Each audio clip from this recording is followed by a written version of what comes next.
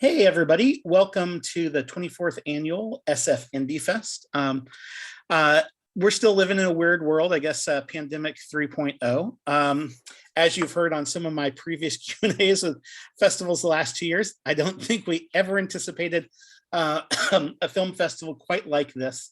But there's still lots of great artists and filmmakers out there making great films from around the world, and we've been kind of excited to bring them to screen as part of SF Indie Fest and share them with the Bay Area.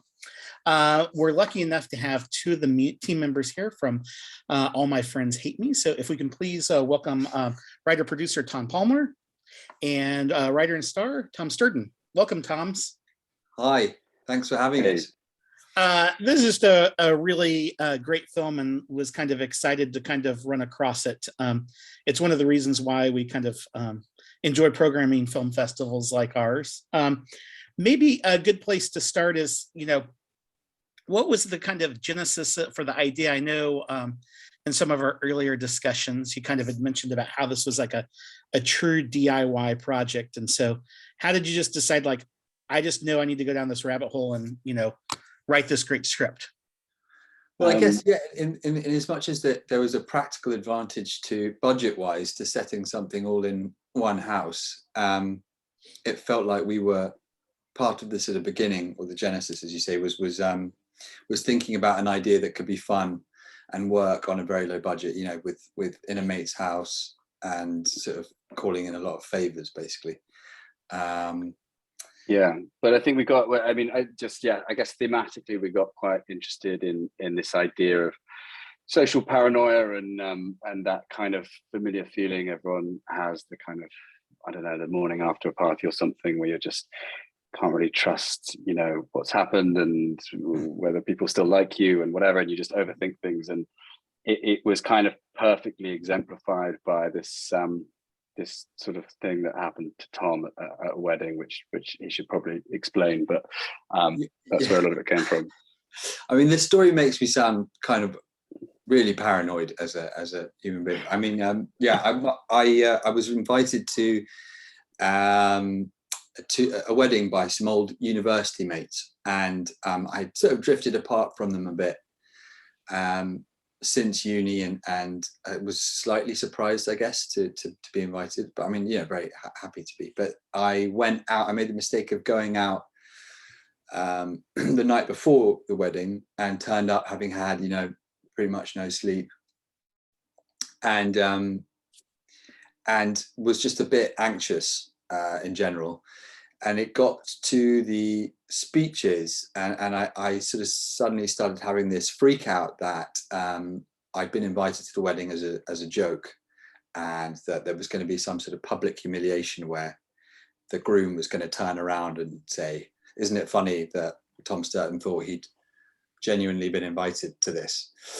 I'm aware that that's a very self-centered thing to be thinking at someone else's wedding, and it's kind of ridiculous, but I think it was just interesting. Yeah, this idea of like a friendly setting, but you're kind of seeing signals that it's a hostile setting, and that's the weirdness of that, and the sort of nightmarish of that felt like it could be good for some comedy. Yeah, and I think also that as Tom alluded to, the narcissism of making it all about yourself when we have these kind of weird sort of nightmarish dreams about everyone's working against us is something we just found quite funny as well, and hopefully that's something we channel through the main character, who's kind of like seems to be just picking away at stuff but just making everything worse for himself, and just and sort of burrowing down this narcissistic rabbit hole. But when we had written our first draft of it, it was just really surprising that everyone would read the script, and I guess we had assumed it was something quite personal to us, this paranoid feeling, but a lot of people would read it and say, like, wow, I've had a weekend where I felt like that, or like that scene is like actually a recurring nightmare I have, or like it was this feeling that a lot of people share. And that kind of gave us a lot of motivation to just be like, we've got to make this happen and tell this story. No, yeah, I think it's one of those ones where there's like that kind of a kernel of truth for everybody, and then it's played in this kind of exaggerated form on screen. And so it emotionally rings true that then it's a great kind of narrative to kind of follow. I guess I feel like some ways that those sorts of feelings are even more amplified nowadays in this kind of social media world, and particularly during the pandemic, because you just figured like, well, everybody must be having a better time than I am, or we're getting along. It's interesting that you all worked on the script together, because often we think of writers as like the solo person, locked off in the room doing it.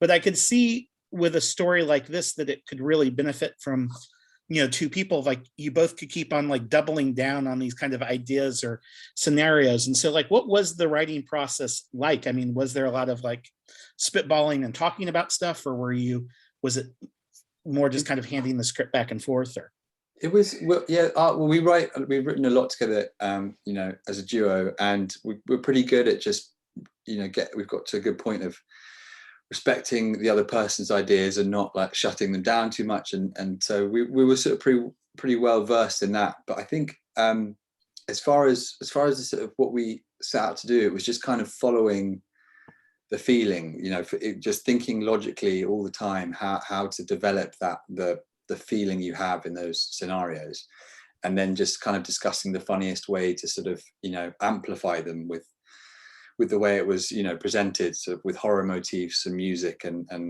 how, sort of loaded kind of glances to each other. And it was just about really picturing it.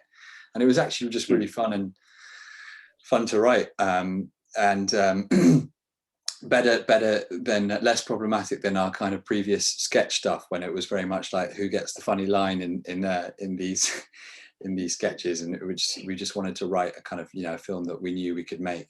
And I guess as you're saying, like it was a case of sort of just doubling down on just making this poor guy's birthday as horrible as possible. It's weird how fun it was to be very cruel to myself. Totally. And when it got to the ending as well, I mean, that was something which the first 90% of the film took a very short amount of time to write, and then it was a good kind of 6 months to a year of just finding the right ending, which we didn't really settle on until about like a week before we shot. Oh, wow.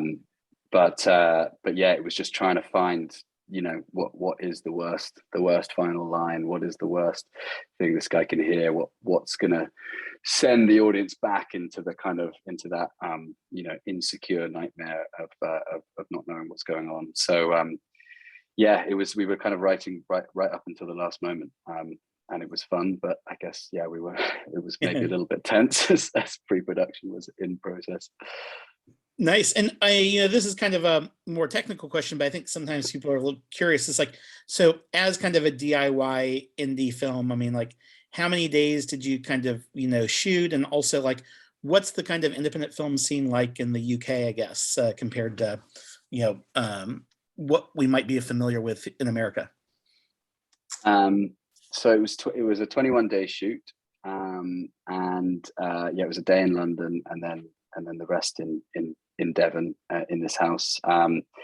It was it was a really, really enjoyable shoot. We had some very talented people on it who were being paid way below their rate, but that kind of meant that we knew they were only doing it because they were having fun.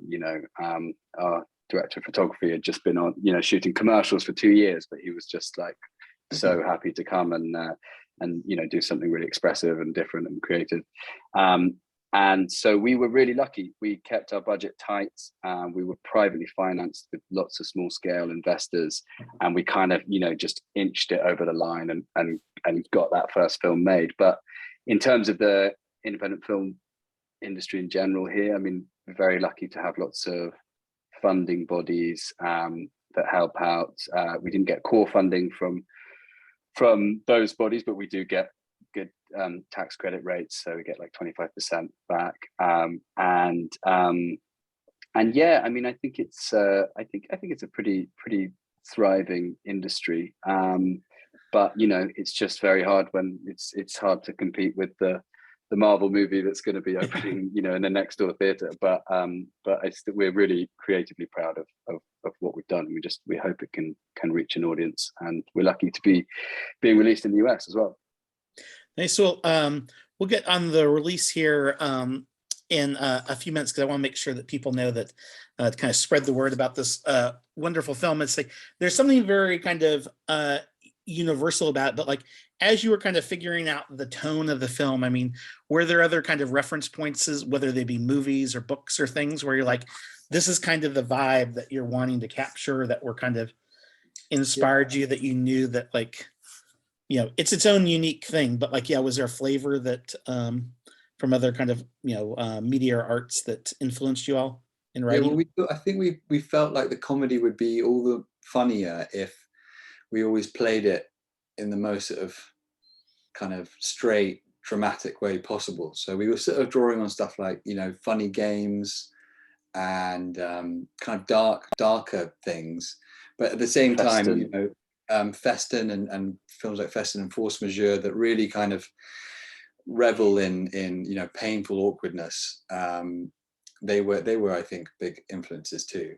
I mean, there's something, definitely, like all of Ruben Östlund's film, Force Majeure and The Square, and they tread that similar line of kind of, just painful, squirming anxiety and awkwardness that just goes on longer than you'd expect, and goes to places that kind of you just wouldn't imagine, and it's like turning a kind of trivial thing into a kind of like dark, almost operatic level of drama and tragedy, and that we just Andrew, the director, and us, we loved all of that. So that was our kind of what we'd root back to when we were discussing things. Pretty, and maybe you can get in working together, what was your kind of collaboration or friendship like before deciding to make this movie? I mean, have you guys worked together before, or have you been friends for a while? I mean, it's always interesting. Films are always kind of made by teams and families, but I assume to get you through the tough times, it's always kind of great to have a partner or friend to work with. So, what's your guys' background? We met at school when we were 13 at boarding school, and we were high school sweethearts, basically.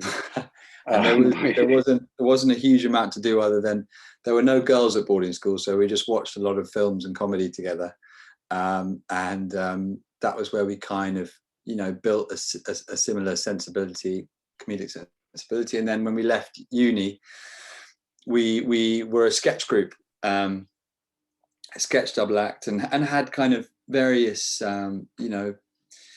very small successes in TV, but I think by the time we came to write this film, we were feeling pretty frustrated or just a little bit voiceless in terms of what we were writing, and it was all about kind of jumping, writing endless treatments for companies that never got back to you, and kind of second guessing commissioners, and I think the film for us sort of came out of a like, let's just write something that is where we're not thinking about anything cynical, and it's just like our voice, what we find funny, our like world. We're drawing on our friends and or people we've met. So it was a nice kind of reinvigorating thing, I think, for us as a writing partnership. And I have to ask, is like, as some of your friends and family have seen the movie, have you got any ribbing, I guess, in the sense of like people wondering about how personal it is or not, or or reassuring you like, no, you're a friend, Yeah, I don't know. I mean, I did. A friend of mine came to watch a screening at London Film Festival, and he has actually been working abroad with refugees in Lebanon, and I haven't seen him in a few years, and he was at the same university as me, and I did feel like I needed to sort of warn him what the film was all about first, because he definitely had that kind of like, hang on, is this about me? And like, he was feeling a bit anxious to begin with. But yeah, I luckily, I think there's enough, I don't know, there's enough recognizable people in there, and kind of hopefully it appeals to sort of general comedic sensibility, so no one's going to feel individually pinpointed from the characters. Well, I thought it is one of the more entertaining and funny movies I've seen in a while. So, nice job, guys. And so, I always kind of try to remind our audience that we're lucky enough that filmmakers and distributors kind of let us kind of share their films with us in San Francisco very early on. And if you like the movie out there in the audience, you're kind of like the street team for the Toms, like helping spread the word. So what's the way to kind of help if somebody wanted to follow the film or kind of follow your guys' kind of careers as you go on to create new things, what's the best way to go about doing that?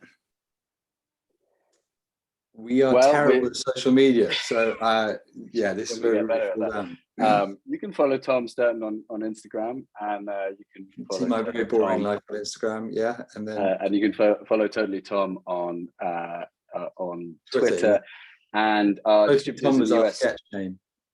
Yeah, and our distributors in the US are super limited, and so they're going to be handling all of our release and marketing and stuff, and so hopefully look out for them and all their list of films. Very nice. Well, thanks again for making All My Friends Hate Me and everybody. This film should be back in the Bay Area hopefully later on the spring, so keep following it, and we're glad to have this kind of exciting kind of sneak preview as part of SF Indie Fest. Thanks again, guys. Great. Thanks so much. Cheers.